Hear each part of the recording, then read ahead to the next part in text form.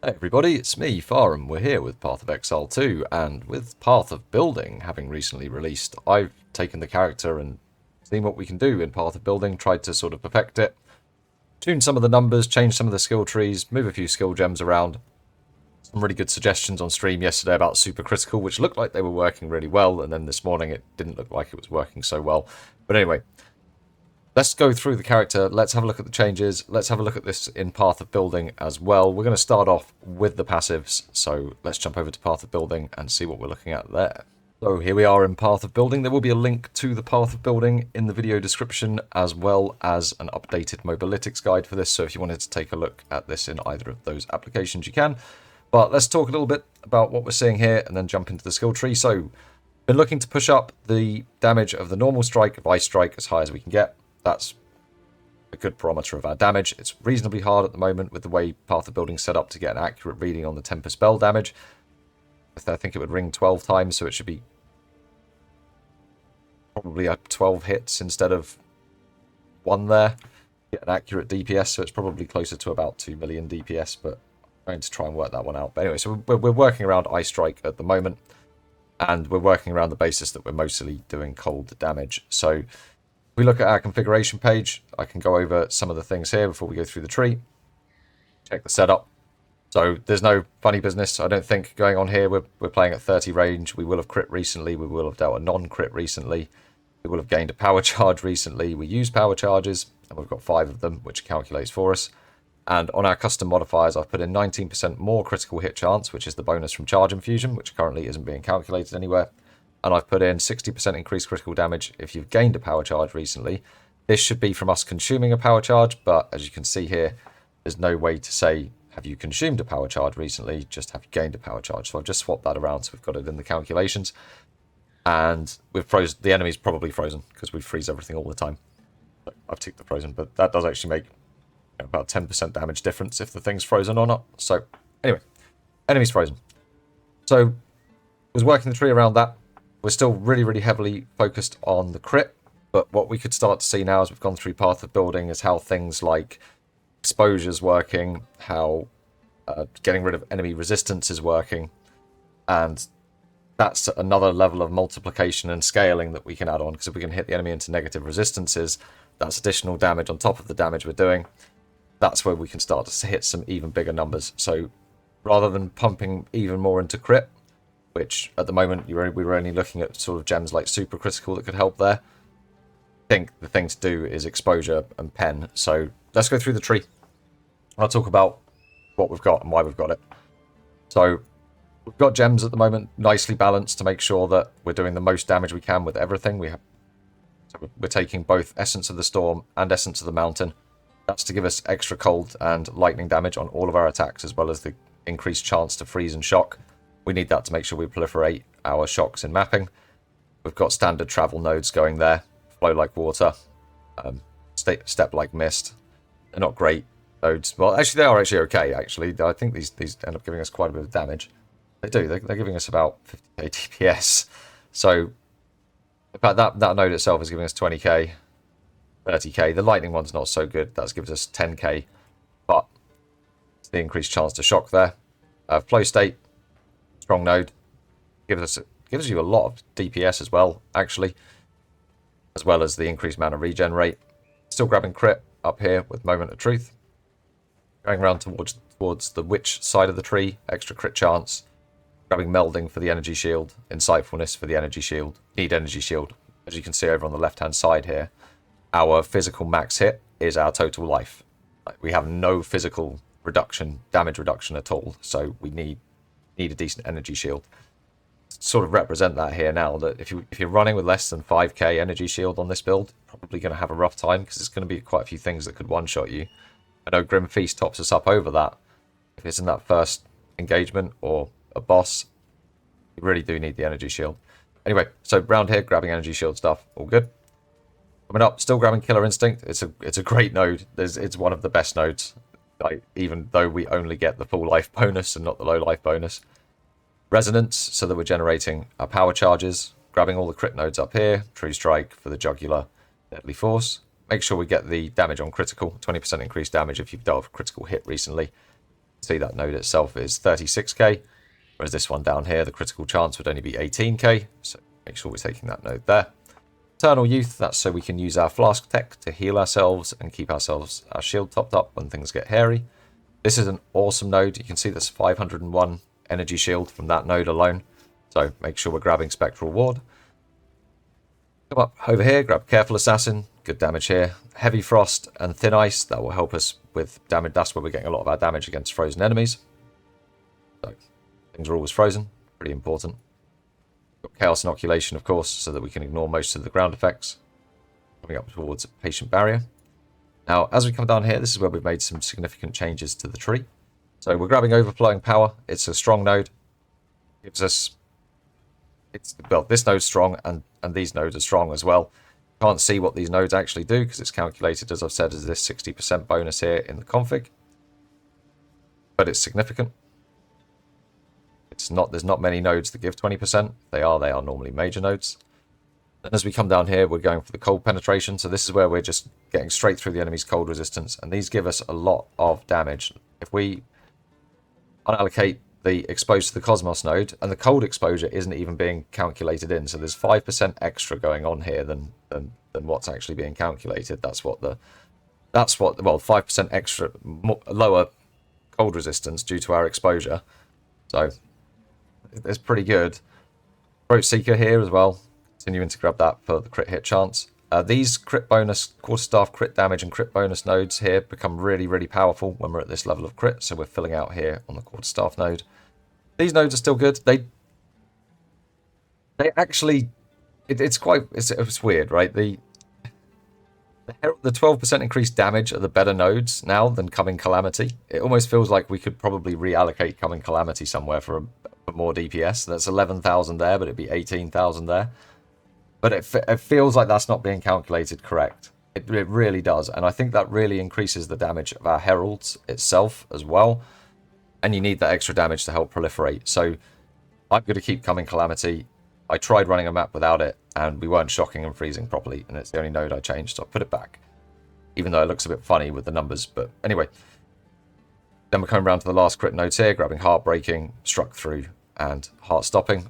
All of that together gives us 73% crit chance. With the 19% more, you'll be sitting at about 62% if you've got the same sort of gear here. And with a 771 crit multi, which is pretty good. And this is absolutely blasting, and we're penetrating all the resistances as well. So that's really what's changed with the tree. Mostly just these nodes up here. I was running the power within here, but I really didn't like these travel nodes. The 20% increased power charge duration wasn't good. And swapping it out for exposed to the Cosmos looks really, really good. So that's where we're sitting with the tree. We'll take a look at the gear and the optionality there. I'm not going to go into every single piece, but I'm going to talk broad strokes about things we need to get on the gear.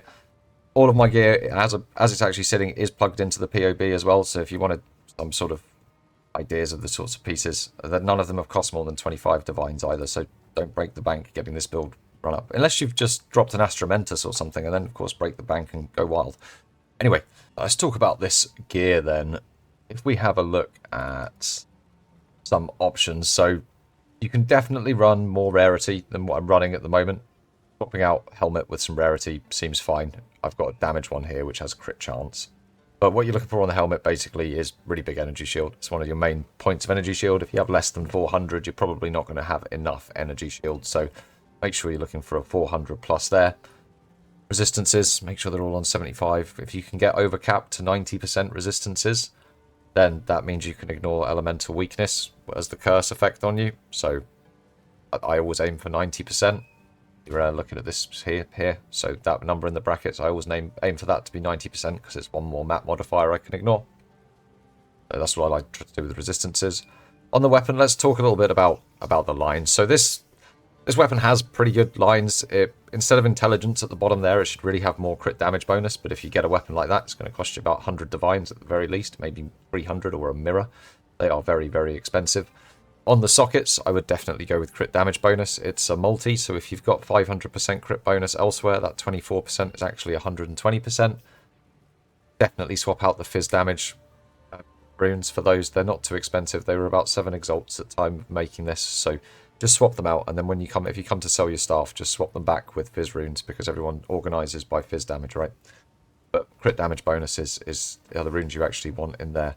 Flat fizz, percent increase fizz, crit chance, attack speed, and if you can get it, crit bonus. But intelligence, dexterity, they're fine. They're going to increase your damage a bit. If you need to get a bit of fire damage, you can get it on your weapon. I would say it's probably better to grab a bit on a ring, but weapon is also a fine spot. Get more fizz damage there. What you really want instead of that fire damage is a big, like, plus 100% elemental damage with attacks. That's going to be like the optimal weapon here for sure. But they're very expensive, so just sneak in your fire damage there if you want. That's what I've been doing. Looking at rings, you're definitely going to want at least one unset ring. Looking at the major stats you're going to want on this, you want a big flat cold damage to attacks. You want increased cold damage. If you get flat fire here, that's fine. You want your resistances, and if you can, you want stats. You want dexterity and intelligence. We benefit a lot from both of them because of Hands of Wisdom and Action, so try and get as many stats as you can on the rings. My rings actually aren't great.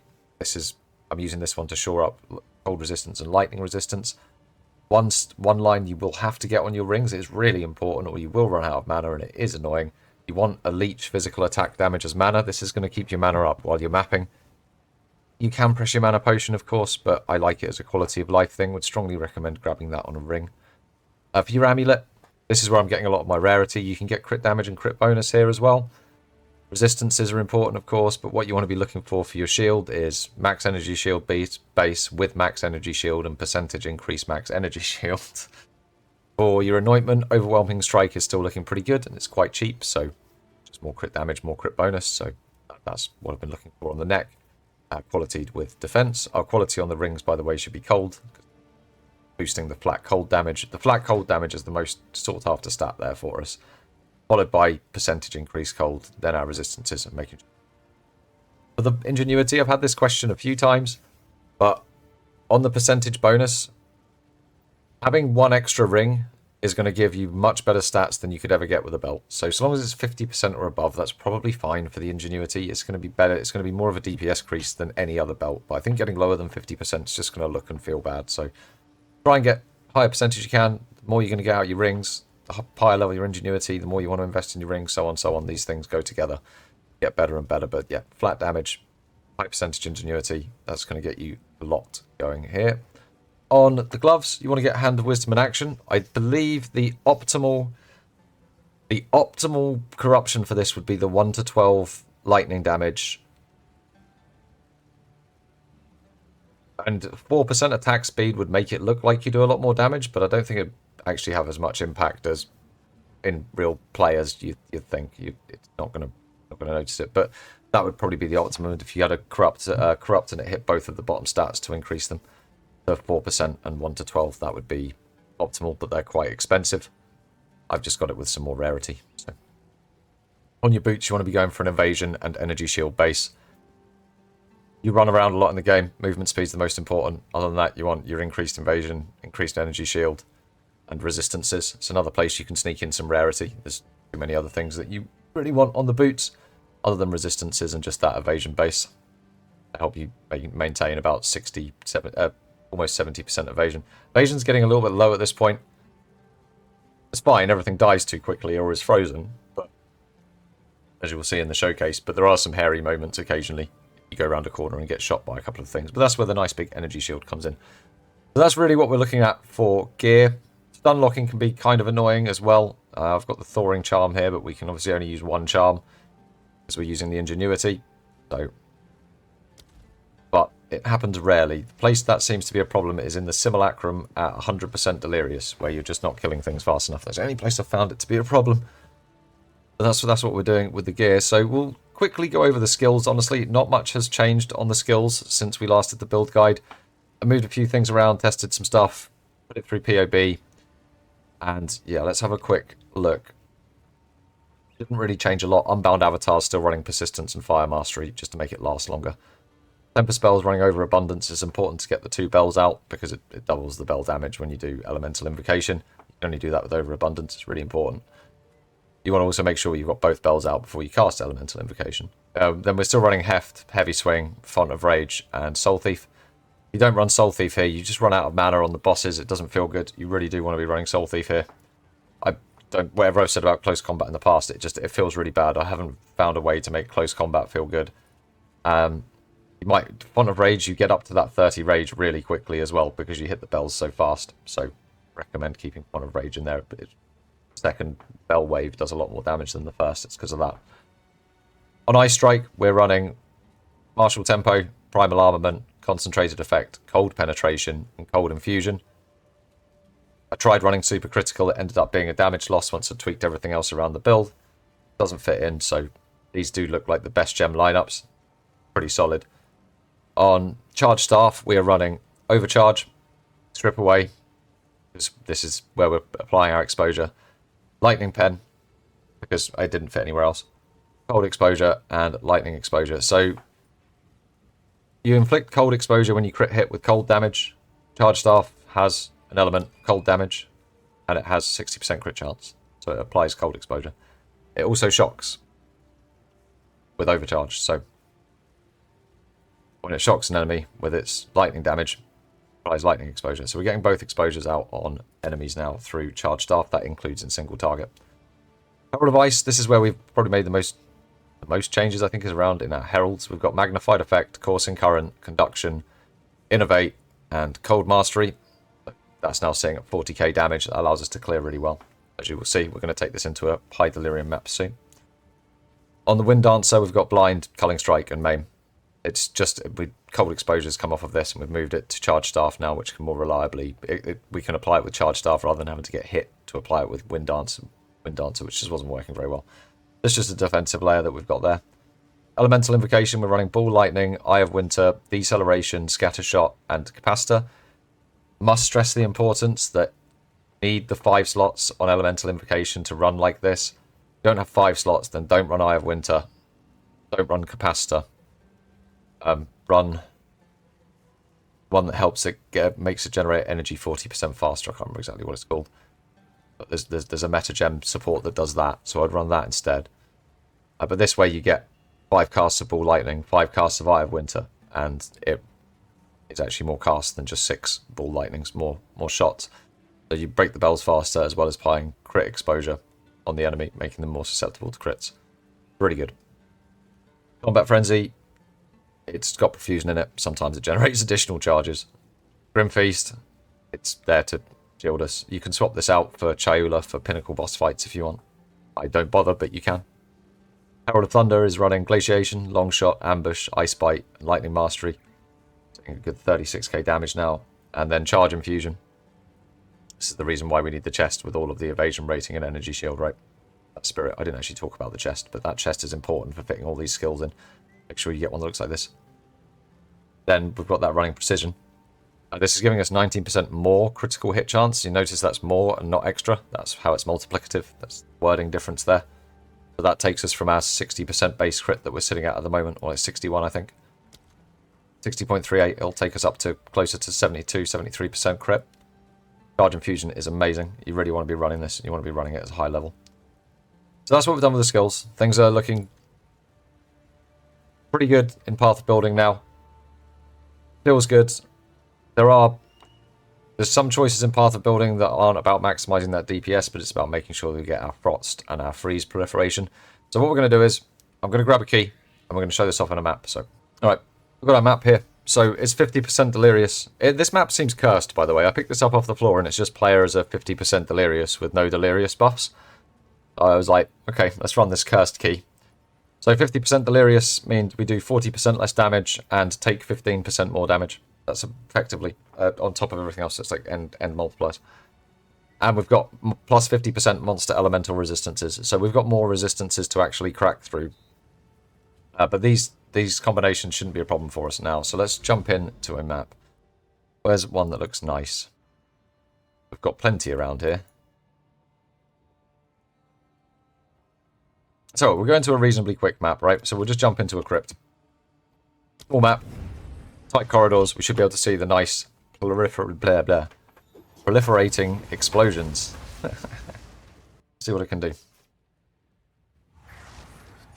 The only place I've really found it's a bit of a struggle is Simulacrum at the last like 3 or 4 waves, because it's 100% delirious. I think everything struggles there. Need to stop lightly tapping shit.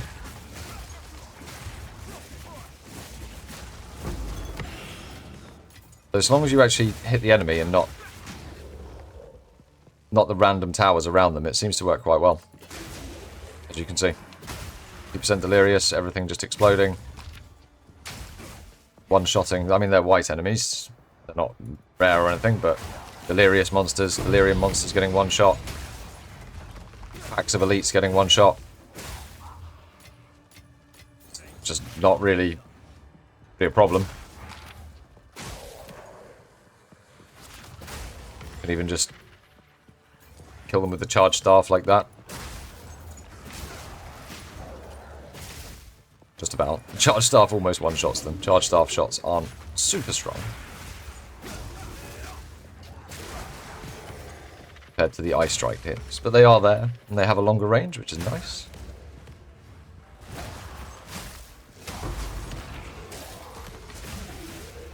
But you can see we're quite easily breaking enemy resistances. Things are freezing, things are shocking, things are... What's that? I've not seen that before.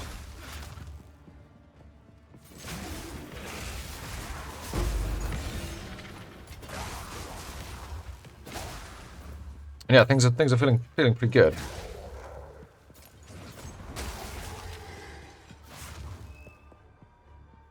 The only thing I would hope for is some more speed. I mean, we will combat roll for a... It is fast. It's definitely faster to combat roll. I know it is, but pressing spacebar all the time. Like, come on. Don't make me do it. Oh, a sapphire ring. We can use that to gamble. How exciting.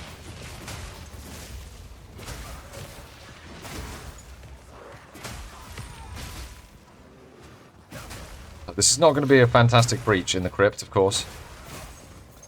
But everything should still pop. Including rares, that's the important thing. The rares should pop. If we see some.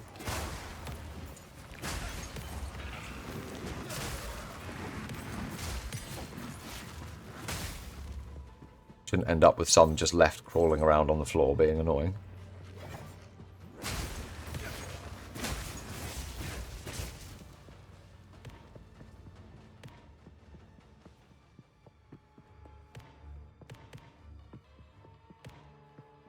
I think it probably could go up a little bit higher on the delirious now. I'm going to have to do some simulacrum tests with this. I'll let people know how it goes with that. I was able to do first one, no problem.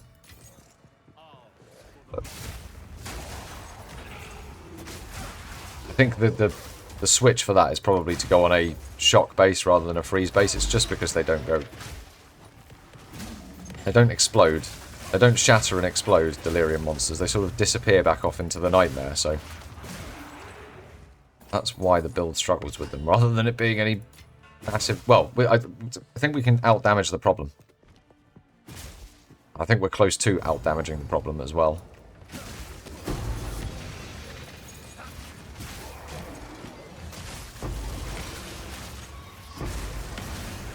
There we go. Everything blown up.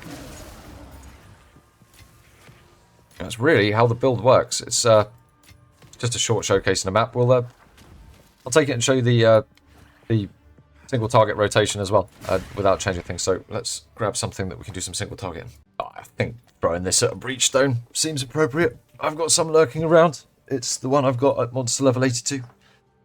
So here we go. See what it does.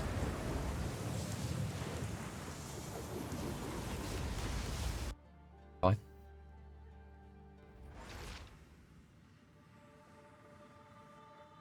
See how it does with keeping the time up as well. It should just blow everything up instantly. We are in. Where is this place? Feels like it should be hell. But you can see at the top, the Herald of Thunder is just constantly at 5 stacks. We've got no issue proliferating shock. We've got no issue proliferating freeze. Like, everything feels good. Damage is one shot from the Heralds. whatever we click on is basically a one-shot. As long as we crit. If we don't crit, it's not a one-shot. We do a piddly little bit of damage. Definitely do with squeezing some more crit on. It would be nice. I think getting some from the amulet wouldn't go amiss. Getting a higher crit-based weapon would certainly be good. We don't want to get 100% crit, of course. Well, if we do, then we would have to just swap out the node that says deal extra damage if you dealt a non-critical hit. Although there's probably something that would deal a non-critical hit somewhere.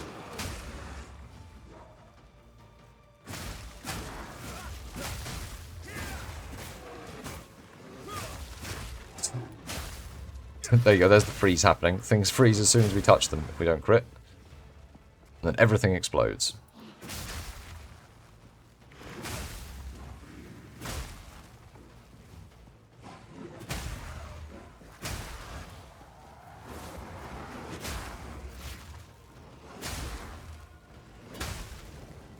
Rare, just gone.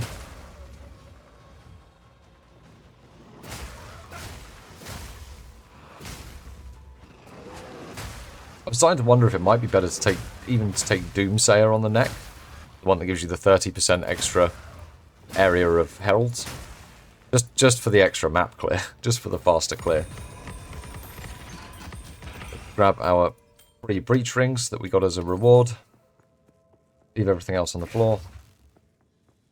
I'll charge up and let's go show this single target rotation.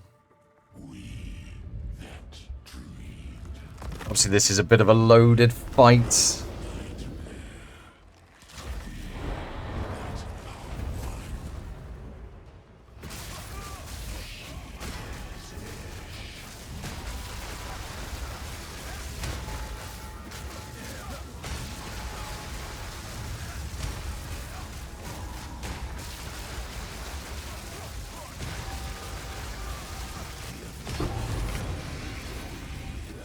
Damage is quite fast. Not super fast, but quite fast. That was 32 mil damage we needed to do. That's a single target. One more quick one then. So I want to see if it can do this. I haven't actually tried. This is only the level... It's only a +1 Arbi-Hurr-Durr. Arbi-Hurr? Yeah, you know, the word I can't pronounce. So we're going to put these in here. And then we're going to see how this goes. I'm a bit scared because like we've got no Grim Feast, we've got no Meditate, we've got just the shield, this time we're not going in with Charge Staff. I haven't done the gem swap. I want to see if it can just do it.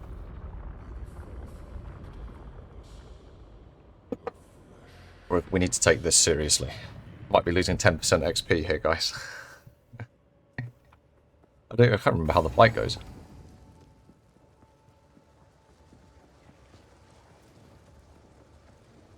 Hello, Arbiter. Oh, look, he's got a nice hand. You are too late.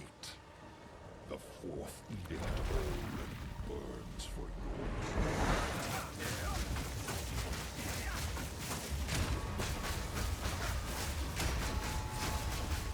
This is what I thought might be a problem.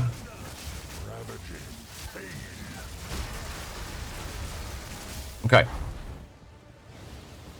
So we can freeze him. That's good.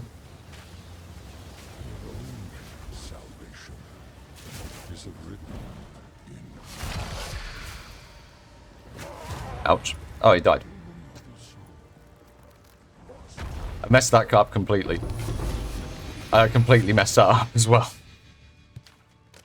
Oh, look. I think we got something that's actually a thing. Alright. And there we go, guys. So it can kill the Arbiter. I think it could probably do the next levels as well. It deals damage fast enough, right?